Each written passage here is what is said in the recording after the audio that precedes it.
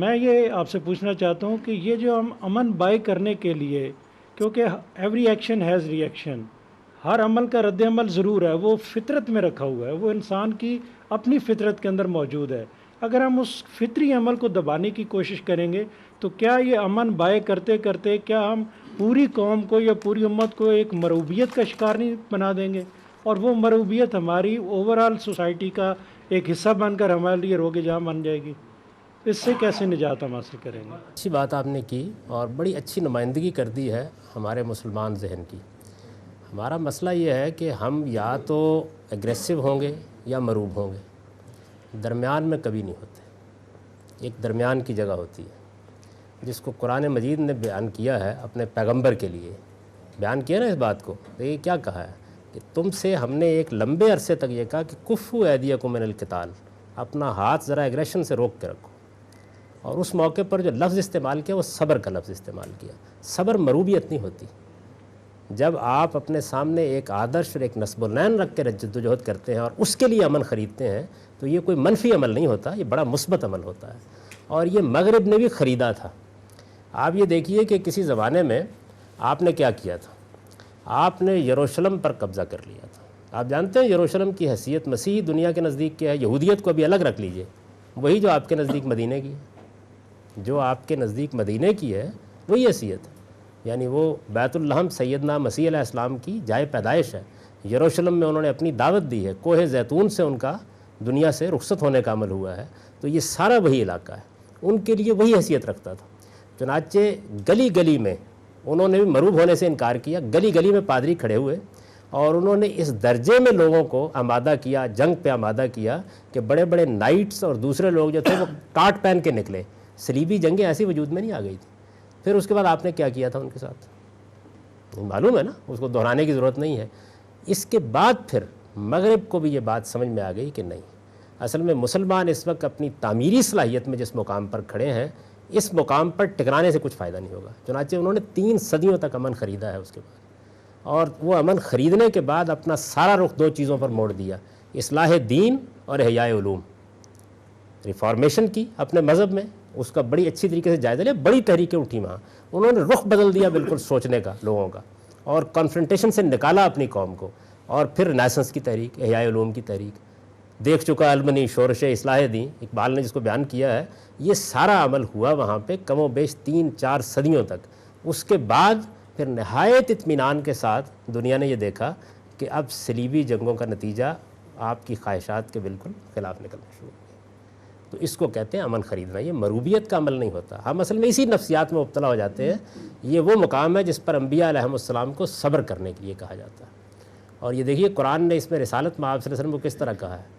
یعنی سیدنا یونس علیہ السلام جیسے پیغمبر سے بے صبری ہوئی تو قرآن نے جب آپ کو کھڑا کیا تو کہا وَلَا تَكُنْ كَصَاحِبِ الْحُوتِ، کہیں اس مچھلی والے کی طرح بے صبر نہ ہو جانا، صبر کے ساتھ اس نتیجے کا انتظار کرو۔ پھر مزید کہا، یہ جو ہم کہتے ہیں نا کہ اچھا ہم یہ کریں گے تو پھر دشمن ہم کو نگل لے گا، اس کا جواب دیا قرآن نے کہ میں قتال کرنے والوں کی مدد کا تو ایک قانون رکھتا ہوں، اتنی طاقت ہوگی تو تب مدد کروں گا ورنہ نہیں کروں گا، صبر کرنے والوں کے ساتھ نہتے بھی ہوں تب بھی کھڑا ہوتا ہوں۔ تو جب خدا ساتھ کھڑا ہوتا ہے تو نوعیت بالکل مختلف ہو جاتی ہے۔ ہم مسلمانوں نے صبر کے موقع کے اوپر اقدام کا فیصلہ کر رکھا ہوا ہے، اس میں ہم خدا کی مدد سے محروم ہو گئے۔ تو اس کو آپ مروبیت کی اصطلاح سے تعبیر نہ کیجئے، صبر کا موقع۔ اور آپ دیکھیں اس میں سب سے بہترین اسوہ آپ کے لیے رسالت میں آپ صلی اللہ علیہ وسلم کی مکے کی زندگی ہے اور سیدنا مسیح علیہ السلام کی یروشلم میں دعوت ہے۔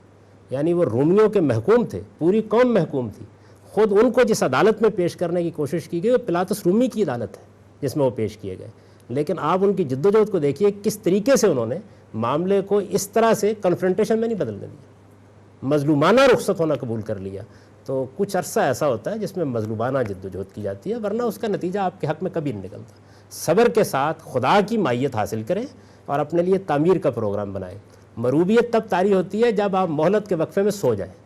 مہلت کے وقفے کو تعمیر کی جد و جہد اور پلاننگ اور منصوبہ بندی اور اس کے لیے کام میں لگائیں، پھر اس کے بعد دیکھیے اس کے نتائج نہیں۔ تو ہمارے پاس کوئی راستہ اس کے سوا نہیں ہے کہ ہم ایک منصوبہ بندی کے ساتھ تمام چیزوں کو متعین کر کے قومی تعمیر کا ایک کام کریں۔ وقت کتنا چاہیے آپ کو؟ اگر تو یہ کام مجھے انفرادی سطح پر کرنا ہے اور اس کی ابتدا اسی طرح کرنی ہے جس طرح کہ پیغمبروں نے ابتدا کی ہے کہ ایک آواز اٹھی، پھر 4 آدمی اس کے موافق ہوئے، پھر چند نسلوں میں سے گزری، تو شاید 400 سال چاہیے، شاید 200 سال چاہیے، شاید 100 سال چاہیے میں۔ اگر اس کو معاشرے کی آپ ضرورت بنا دیں تو یہ 10-15 سال کی چیز ہے، یعنی آپ نئی نسل پیدا کر دیتے ہیں 15-20 سال کے اندر اندر، یہ کوئی بڑا معاملہ نہیں ہے۔ جس کو میں نے یہ عرض کیا آپ سے کہ آپ وقت خریدیں، اس کا مطلب یہ نہیں ہے کہ آپ ہر راستہ بند کر دیں گے، نہیں، کم سے کم آپ جو آپ کو اکھاڑ پھینکنا چاہے، جو آپ کی دشمنی پر اتر آئے، جو آپ کے خلاف کوئی اقدام کرے، اس کو اپنے کسی اقدام سے اس کا موقع نہ دیں۔ اس میں اب آپ کہیں گے کہ اب تم پھر مذہبیات کی بات کر رہے ہو، اس میں خدا نے ضمانت دے رکھی ہوئی ہے کہ اگر آپ اپنی طرف سے غلط اقدام نہیں کریں گے تو پھر آپ کو آنے والی طاقت سے خدا بچانے کا اہتمام کرے گا۔ ایڈونچرزم نہ کریں۔ یعنی ایک چیز یہ ہے کہ کوئی افتاد آ گئی، اور ایک چیز یہ ہے کہ آپ اس کو خریدنے کے لیے آگے بڑھ گئے، آپ نے خود اقدام کر ڈالا۔ میں بہت معذرت کے ساتھ یہ عرض کروں گا کہ پچھلے 200 سال سے جو حکمت عملی ہماری لیڈرشپ نے اختیار کر رکھی ہوئی ہے، اس کو 2 ہی لفظوں میں بیان کیا جا سکتا ہے: بے وقت کی اور رد عمل کی نفسیات کی حکمت عملی۔ اس حکمت عملی کے نتیجے میں جو مار آپ کو کچھ دیر میں پڑنی ہوتی ہے وہی پہلے پڑ جاتی ہے، جو نتیجہ بہت دیر بعد نکلنا ہوتا ہے وہی پہلے نکل آتا ہے۔ میں اس کو کہتا ہوں کہ مہلت لیں، یعنی اس وقت آپ صبر سے کام لے کے، بلکہ مزید عرض کر دوں کہ انصاف اور منصفانہ حل جو آپ کے مسائل ہیں ان کی دہائی دینے کی بجائے ممکن پر کنایت کر کے اپنی تعمیر کا کام کرنا ہے۔ دنیا کے اندر انصاف کوئی آسان کام نہیں ہے، خاص طور پر بین الاقوامی معاملات میں مل جانا۔ جب تک آپ ان تمام معاملات میں کوئی صحیح جگہ پر نہیں پہنچ جاتے، اس وقت تک کم سے کم پوری مسلمان امت کو کانفلکٹ سے بچائیں، اس کے لیے امن کی مہلت خریدیں۔ اور یہ جو ہمارے ہاں عام طور پر مذہبی طبقہ بھی بعض نعرے لگا کر اور بعض احتجاجی فضا پیدا کر کے مسلمانوں کو پے در پے مروانے کے طریقے اختیار کرتا رہتا ہے، اور دانشور بھی اور صحافی بھی، اس کی وجہ یہ ہے کہ یہ بڑی سستی چیز ہوتی ہے کہ آپ لوگوں کے جذبات کو بھڑکا دیں۔ تعمیر کا کام بہت مشکل کام ہوتا ہے، اس سے اجتناب کیا جائے، اس وقت تک اجتناب کیا جائے، ورنہ مجھے شدید اندیشہ ہے کہ ہم قبل از وقت ایک ایسی صورتحال اپنے لیے پیدا کر لیں گے۔ اور میں آپ سے عرض کروں کہ جس دشمن کے آپ مقابلے میں کھڑے ہیں اس کی کوئی اخلاقیات نہیں ہے کہ آپ یہ خیال کریں کہ وہ ان چیزوں کا لحاظ کرے گا، اس نے اپنا کام اپنے طریقے سے کرنا ہوتا ہے۔ میں دشمن کا لفظ بڑے وسیع معنی میں بول رہا ہوں، کسی خاص متعین شخص کے بارے میں یا افراد کے بارے میں یا قوم کے بارے میں یہ عرض نہیں کر رہا کہ جہاں بھی آپ کا کانفلکٹ اس درجے میں ہے وہاں سے بہرحال چونکہ سیاسی قوت موجود ہے تو اس کے نتائج آپ کے حق میں نہیں نکلیں گے۔ اتنا وقفہ ضرور حاصل کر لیجئے کہ آپ تعمیر کا یہ کام کر سکیں، اور اس کے دوران میں زبان، لب و لہجہ، اسلوب، آنے والے حالات میں آپ کا رد عمل کیا ہونا چاہیے، اس کو بہت سوچ سمجھ کے اختیار کرنا چاہیے۔ بلکہ میں اگر اس کو ایک لفظ میں ادا کروں تو میں یہ کہوں گا کہ تعمیر کے پروگرام پر اپنی قوتیں صرف کیجئے، اس کے لیے اپنی قوم کو تیار کیجئے اور اس کی بنیادیں استوار کیجئے۔ یہ جو 200 سال سے رد عمل کی نفسیات میں ہم گفتگو کرتے، بات کرتے، اقدام کرتے اور اس کے بعد گھر میں آ کر بیٹھ جاتے ہیں، اس سے نجات حاصل کر لی جائے، کم سے کم اتنے وقت کے لیے جتنے وقت کے لیے آپ کو یہ تعمیر کا کام انجام دینا ہے۔ کہ وہ ایک صاحب نے مجھ سے ایک مرتبہ سوال کیا، اس نے کہا جی کہ بات یہ ہے کہ یہ چند ہزار لوگ ہیں کہ جو بم باندھ کے اس وقت لڑائی چھیڑے ہوئے ہیں عالم اسلام کی طرف سے۔ میں نے کہا نہیں، ایسا نہیں، یہ لوگ تو چند ہزار ہی ہیں، لیکن آپ ریفرینڈم کرا کے دیکھ لیں، باقی سب کے سب لوگ ان کے ہر بم چلنے پر دل سے خوش ہوتے ہیں، یعنی بڑی ان کو اطمینان حاصل ہوتا ہے کہ یہ اصل میں بڑا مارکا ہے جو ہم نے کر لیا۔ کبھی کرا کے دیکھ لیں، آپ کو اندازہ ہو جائے گا۔ اور اگر کبھی کسی موقع کے اوپر آپ دیکھیں بھی کہ ذرا لوگ تھوڑے پیچھے ہٹ رہے ہیں اور پھر کوئی ایسا واقعہ ہو جائے کہ جس میں لگے کچھ پسپائی دوسرے کو ہو رہی ہے، تو فوراً آپ کے سارے دانشور جو ہے نکل کے سامنے دیکھا ہم نے مارکا مار لیا۔ لیکن نتیجہ کیا ہے؟ نتیجہ دیکھیے، پچھلی 2 صدیوں کے دوران میں یعنی ٹیپو سلطان کو شکست ہوئی، سراج الدولہ کو شکست ہوئی، 1857 کی جنگ آزادی میں شکست ہوئی، انور پاشا کو شکست ہوئی، عبد الکریم ریفی کو شکست ہوئی، آپ کے ہم ملا عمر کو شکست ہوئی، صدام حسین کو شکست ہوئی، اس سے پہلے سید احمد شہید کو شکست ہوئی۔ ہم نے کبھی اس کا جائزہ نہیں لیا۔ اخلاقی لحاظ سے ہم اتنے پست ہو چکے ہوئے ہیں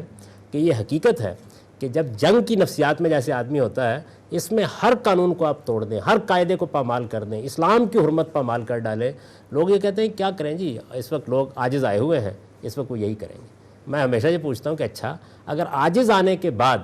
مذہبی اقدار اور اخلاقیات ختم ہو جاتی ہیں تو پھر اسی کا ہمیں علمبردار اور دعوے دار بن کے نکلنا چاہیے۔ ہو سکتا ہے کوئی دوسری قوم اسی بنیاد کے اوپر کوئی دوسرا فلسفہ بیان کر دے۔ تو ہمارے ہاں ایک بڑی صورتحال یہ ہے کہ ہماری لیڈرشپ اس طرح کا کام کرنے کے لیے تیار ہی نہیں ہے، اور یہ مزاج پہ آج نہیں بنا، یعنی کبھی آپ اس پہ غور کریں کتنی بڑا مغل امپائر ہے،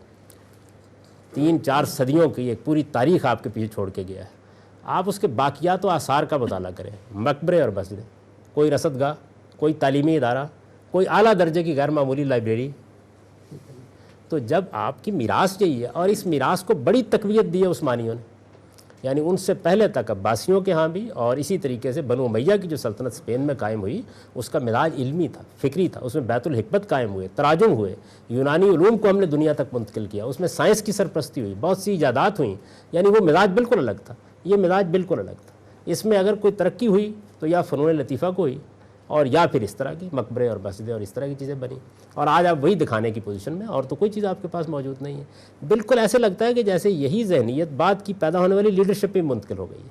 اور وہ بھی ایک خاص طرح کی رد عمل کی نفسیات میں مبتلا ہو کر اپنا لائے عمل بناتی ہے، اطمینان سے شکست کھاتی ہے، اس کے بعد نئی شکست کی تیاری شروع کر دیتی ہے.